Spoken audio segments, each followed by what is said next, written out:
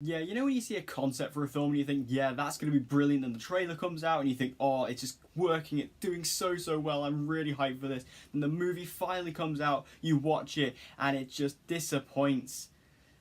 Yeah.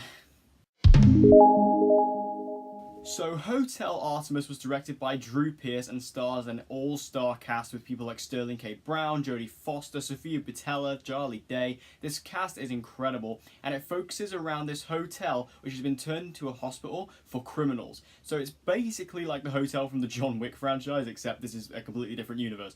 And in this, we have all these different criminals staying within this hotel, and the story mostly focuses around Sterling K. Brown's character, who brings his brother into the hospital, and he seems to know Jodie Foster, who is the nurse of this hospital. And we see this night ensue where it's in the middle of all these riots, and it's basically the hotel is becoming enclosed in by these riots and by a dangerous threat of a higher criminal coming into the hospital. And that's kind of the setup for our story here.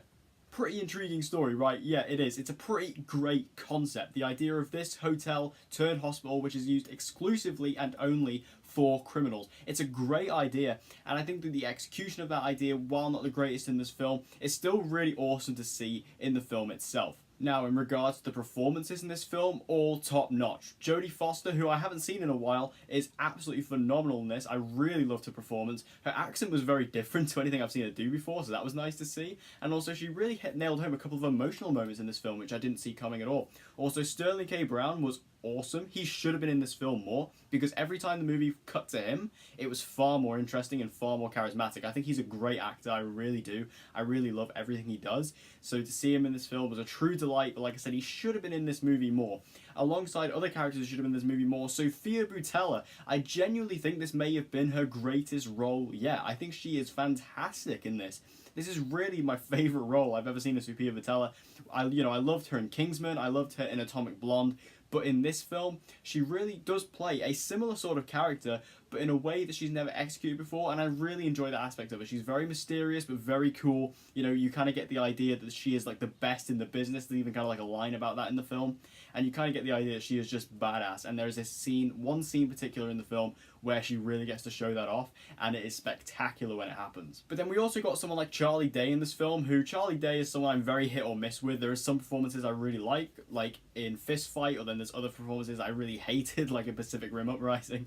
But in this film, I quite like Charlie Day, actually. I thought he was pretty good. I thought he gave a pretty good performance. You know, Charlie Day I always find to be a very over-the-top actor, and he was over the top in this movie, but it worked here, so I will give him that. And I feel like Charlie Day gave a pretty well-rounded performance, and then there are other great performances in the film also, such as Dave Bautista, who I was worried was going to Drax it a little bit, but he doesn't. It's actually a bit more of a unique performance than that, and I really like what Bautista got to do here. He's a great actor. I really like Bautista now. You know, when he first came on the scene, I was a bit skeptical when he, you know, in the first Guardians and in Spectre and things, I was a bit, yeah, but after Guardians 2 and Infinity War, I love this guy, and he's great here. And also, Jeff Goldblum does make a cameo appearance in this film. He's only in about 2 scenes, but he's phenomenal when he is there. The only kind of weak performer in this film, I'd say, was probably Zachary Quinto. I found him a bit weird in this. I don't know why. It's just something about him. I was just like, I don't know if I buy you, man. Like, you're a bit weird, you're a bit off. And they do kind of, you know, he's kind of related to Jeff Goldblum's character, and even Jeff Goldblum does have a line in the film that completely just takes the mick out of him, which I love. But in the end, I was kind of just like, you're a bit on the weird side. I'm not sure how I feel about you, but sure, whatever. I'll take what I can get. But yeah, Zachary Quinto, who I normally like, I was just kind of like, yeah, okay. Now, like I said, this film had a fantastic concept, a brilliant concept, but it didn't quite follow through with that. Why? Well, the story in this film is incredibly weak. I kind of said the story at the start, and if you kind of thought my description at the start of this review was a bit odd, that's kind of what the movie is like. The movie is very much a paper-thin story, and that's a shame. If this film had a great story to follow, then the audience would be able to get engaged in this film a lot more than they did. I think that this film's, in terms of its story, it's just really hard to actually get into, because not a lot happens in it. We basically have Sterling K. Brown, who's working with a crew. His brother gets injured. He takes him to Hotel Artemis to fix up with Jodie Foster. And then as soon as that happens, it's just kind of like an unraveling of events that kind of feels like it's leading to a crescendo that kind of doesn't really go anywhere, and given the ending of the film, it kind of is irrelevant anyway. So I feel like the story of this film really does let it down and really drags it down. And that is my main negative with this film, but it's quite a significant one that really brings it down for me. While I really love the concept, the story just really lets this film down on a big scale. However, there are some great things, like the score is fantastic. I really want to get the score for this because it was so well done. It's literally really, because this is set in the future, in the near future, and it's got this really futuristic, almost Blade Runner type score going to it. And I can't remember who the composer is, but if you're the composer of Hotel Artemis and you're watching this video, then that was a fantastic score. I applaud you. It was fantastic. Every time it struck up, I absolutely loved it, and it really just piqued my eardrums, and I was like, that's great. You know when you hear just a good score, and I was like, yeah, I like that.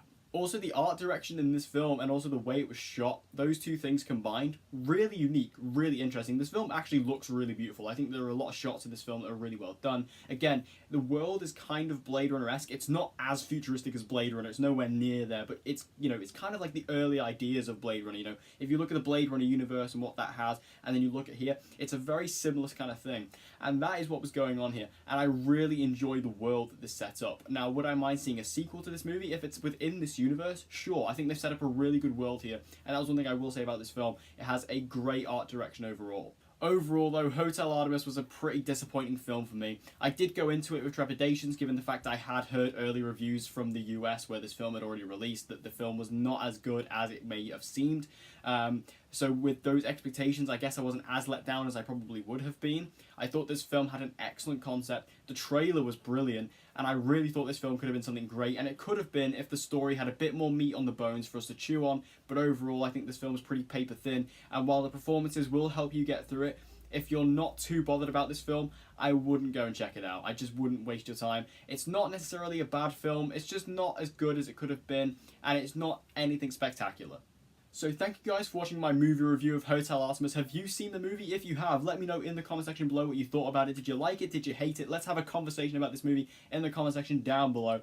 And hopefully, if you like this video, be sure to give it a like and subscribe to see more movie reviews from me. And I hope to see you again in my next video.